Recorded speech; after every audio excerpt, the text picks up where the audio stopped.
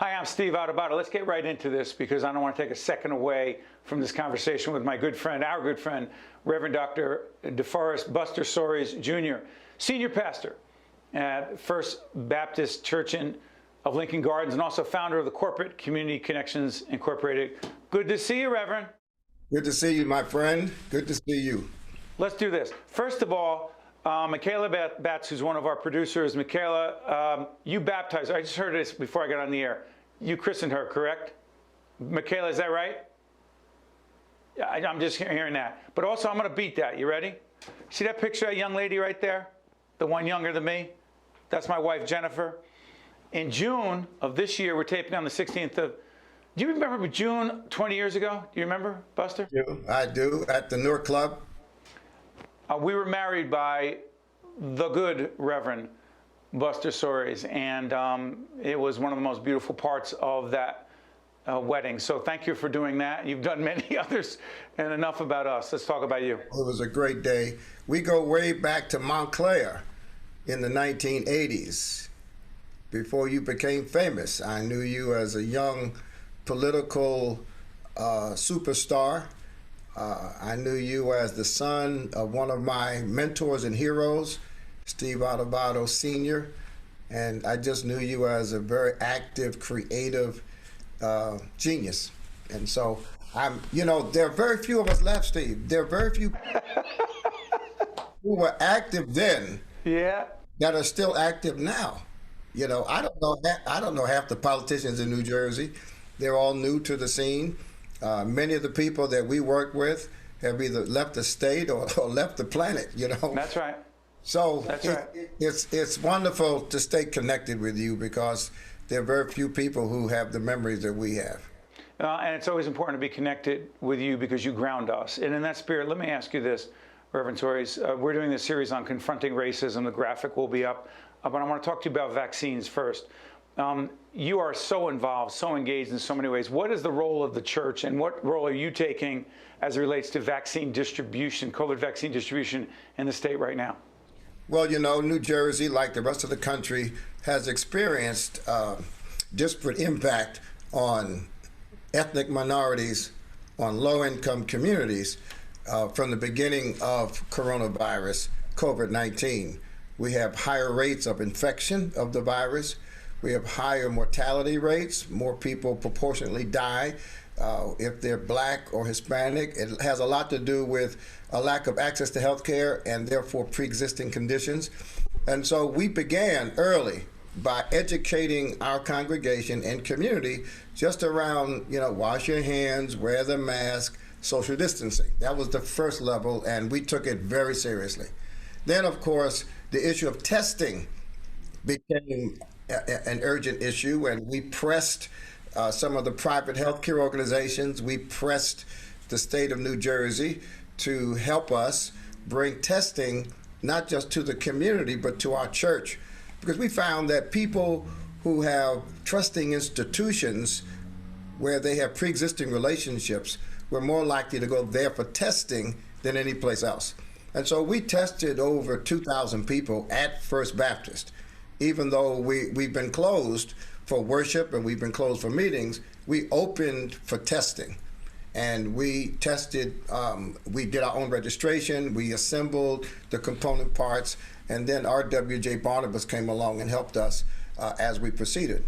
Then we began educating our congregation about the vaccine. While we were testing, we knew the vaccine was coming, and we had webinars. Our good mutual friend, Dr. Robert Johnson, did a marvelous webinar for us. From Rutgers School of Medicine. From Rutgers School of Medicine. And we invited the whole congregation. And while the leaders of the church were educating our members about the vaccine, trying to, frankly, offset some of these conspiracy theories about Blacks and vaccine, where many high-profile Blacks were promoting the idea that the vaccine was anti-Black. There's history. There's history, Reverend. Yeah, but there's history, but history is also history. The fact is, while the syphilis, for instance, experiment at Tuskegee was just for Black people, this conspiracy argued that the same vial of vaccine that would not harm white people would harm black people. And it was a special concoction. And I argued that if you don't believe in the conspiracy theory around the presidential election, then don't believe in the conspiracy theory around the vaccine. I mean, conspiracy is conspiracy. We began educating our congregation, and I was pressing the federal government, state government, everybody I could, because what we found was, just like we had a higher rate than the general population of the virus, with a lower rate of access to testing. And when the vaccine was rolled out, didn't matter where you aim the vaccine, we had a lower rate of access to vaccine among blacks and Hispanics and low-income people.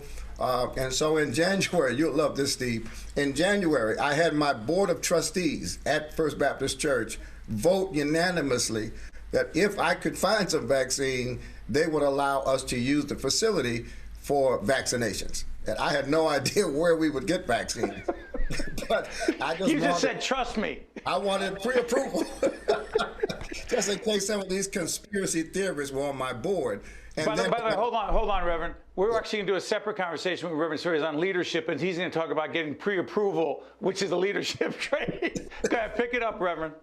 And then I got a call from the governor's office, and as a result of the new administration's commitment to additional vaccines. The Biden administration. The Biden administration, and they assigned it to FEMA. FEMA outsourced to the Department of Defense, and the rest is history. And so we are now vaccinating 3,000 people in our facility. Wow. Based on that commitment and partnership. Reverend Soaries and First Baptist, they do things, let's just say creative, innovative, impacting the community outside the box. And one of them is our friends at Fedway talked to us about this, our mutual friends, the corporate community connections, financial empowerment, financial literacy. What is that, Reverend? Well, in 2005, Steve, I noticed that consumerism had become as large a barrier for black progress as racism. I know you don't want me to talk like this, but the reality is, if all the white people in America left, we would still have some economic gaps, because consumerism, it really takes so much of our financial capacity that 60% of the NBA players who make $1 million a year file bankruptcy after 3 years of retirement. So there's a strong need in America generally for financial literacy, for savings, discipline, and understanding of investment. Over almost 60% of Americans don't have $400 if there's an emergency.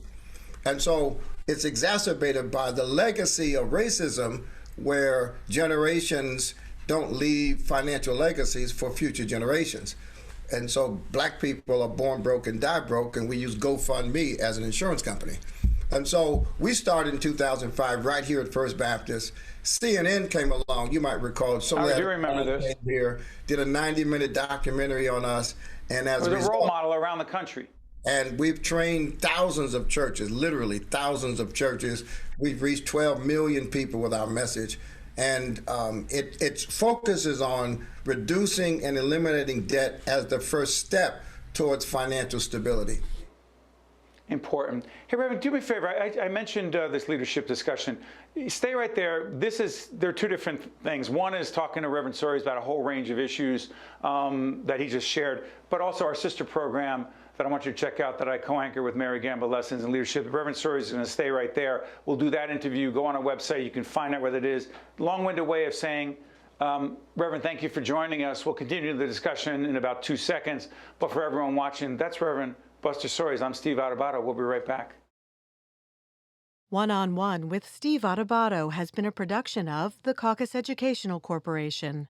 Funding has been provided by Fedway Associates, Inc., Johnson & Johnson, Englewood Health, the New Jersey Economic Development Authority, New Jersey Sharing Network, the New Jersey Education Association, PSC&G, Caldwell University, and by IBEW Local 102. Promotional support provided by NJ.com and by NJ Biz.